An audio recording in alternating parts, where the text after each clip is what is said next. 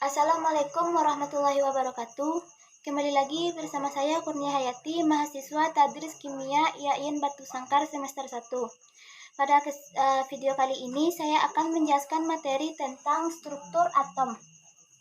Pada struktur atom ini kita lihat materinya yaitu tentang teori atom. Yang pertama, teori yang dikemukakan oleh Demoskritus.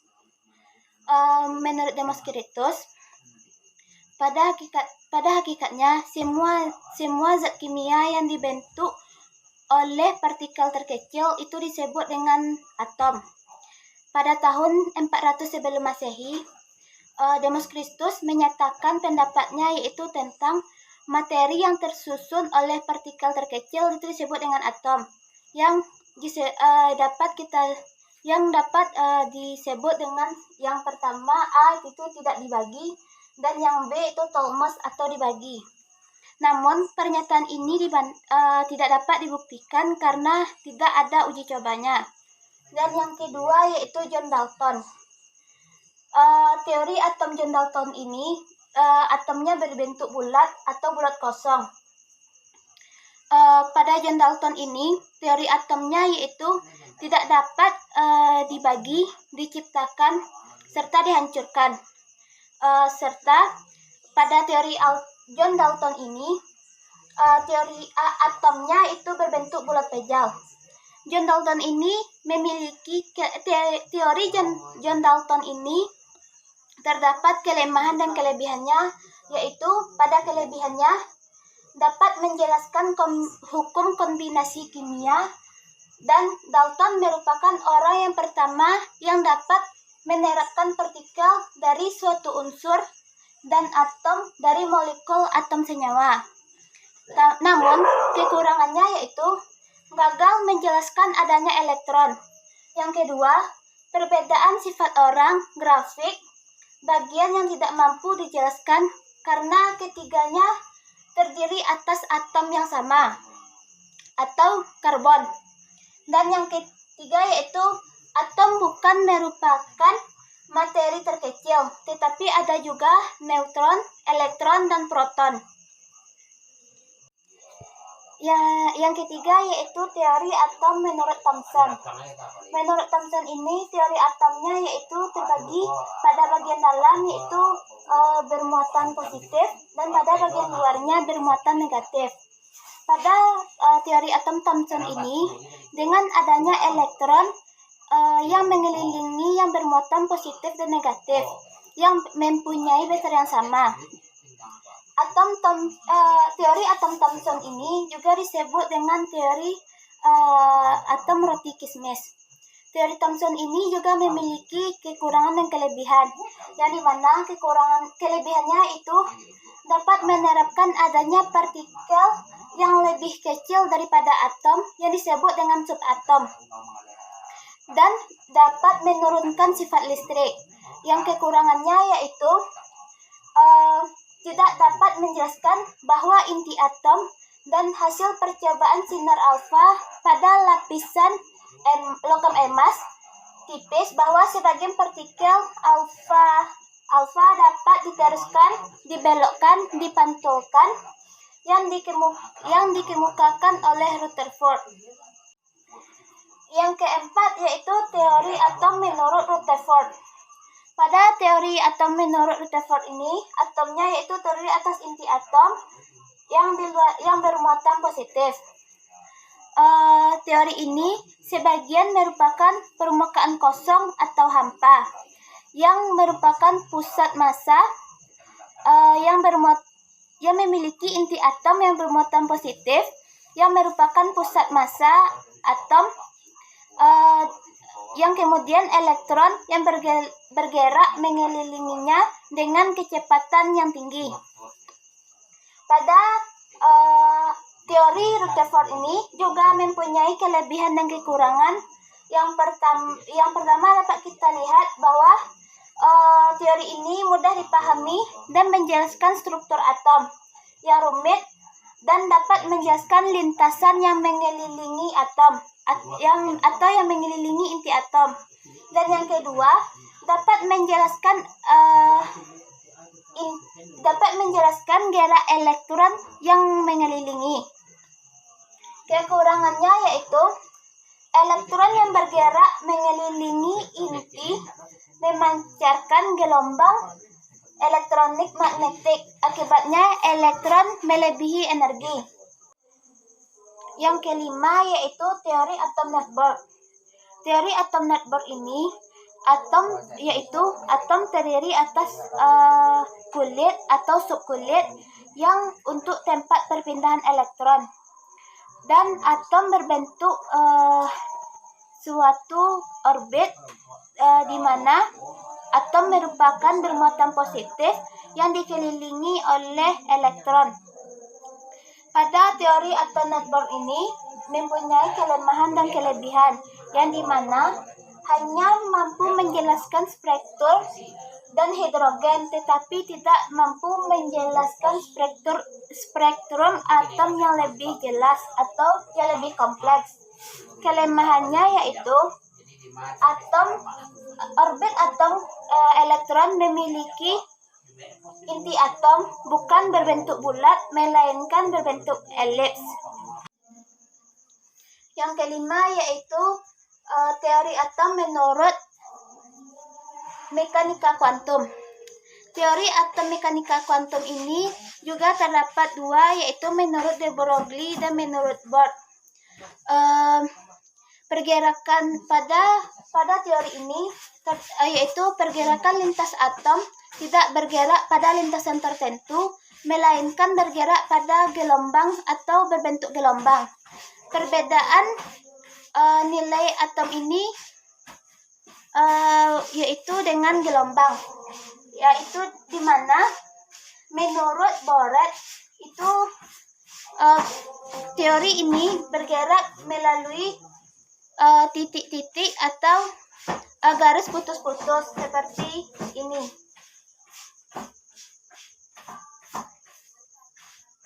Dan menurut de Broglie, lintasan atom ini bergerak dengan membentuk gelombang seperti lintasan ini.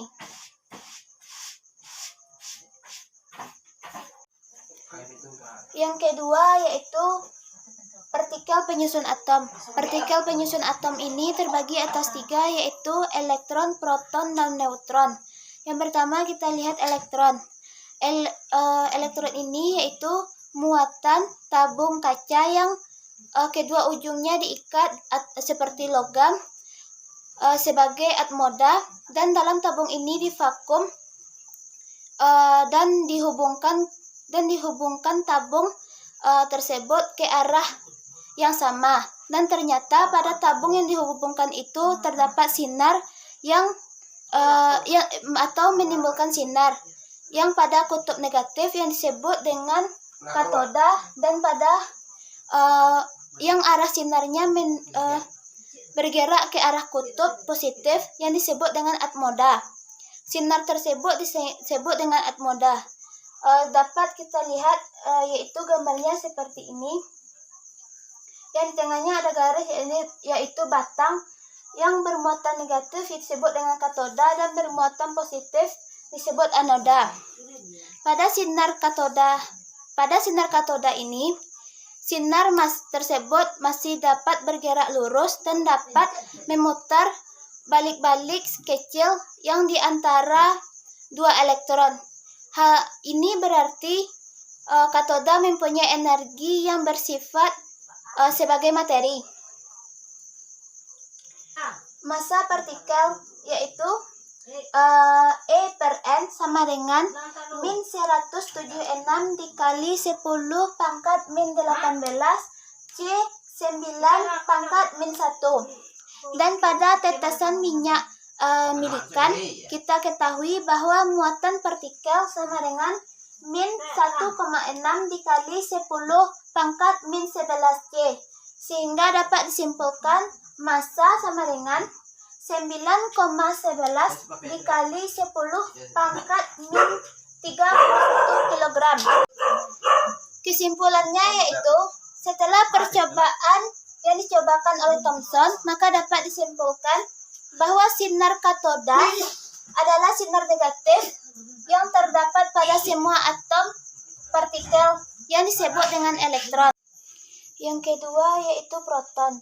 Proton adalah partikel penyusun atom yang bermuatan negatif dan memiliki massa sebesar hidrogen, yaitu 1,67262 dikali 10 min 2 pangkat 10 pangkat min 27 kg atau 1,836 kali berat dari elektron.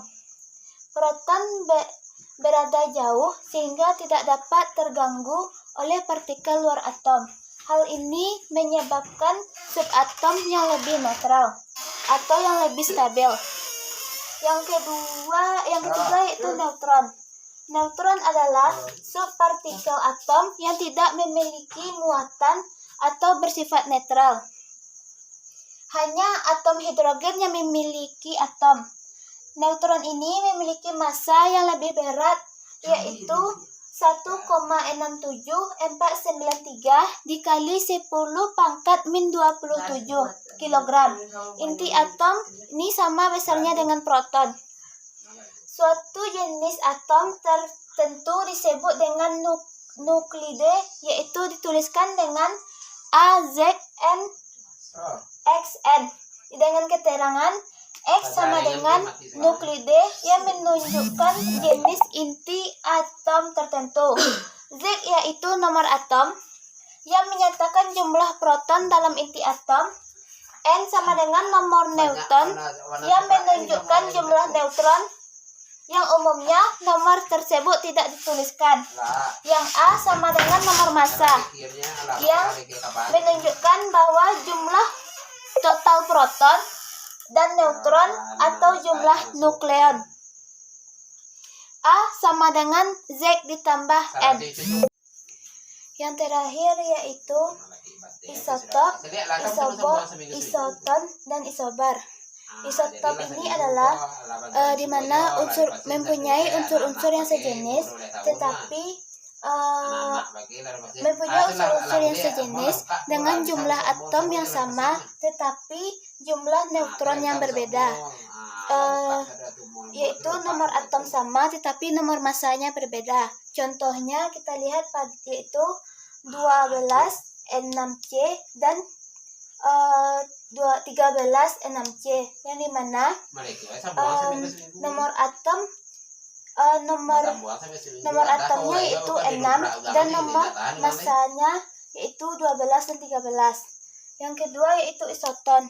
Isoton adalah unsur yang memiliki jumlah neutron sama tetapi jumlah proton berbeda. Contohnya yaitu 14 6C dan N6 8O. Yang ketiga yaitu isobar, di mana pengertian isobar ini adalah unsur-unsur yang memiliki nomor atom massa yang sama tetapi nomor atomnya berbeda.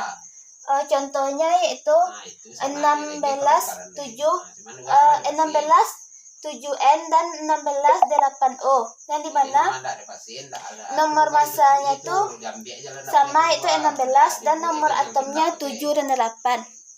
Berikut itulah penjelasan saya tentang struktur materi. Semoga bermanfaat. Wabillahi taufiq wal hidayah. Assalamualaikum warahmatullahi wabarakatuh.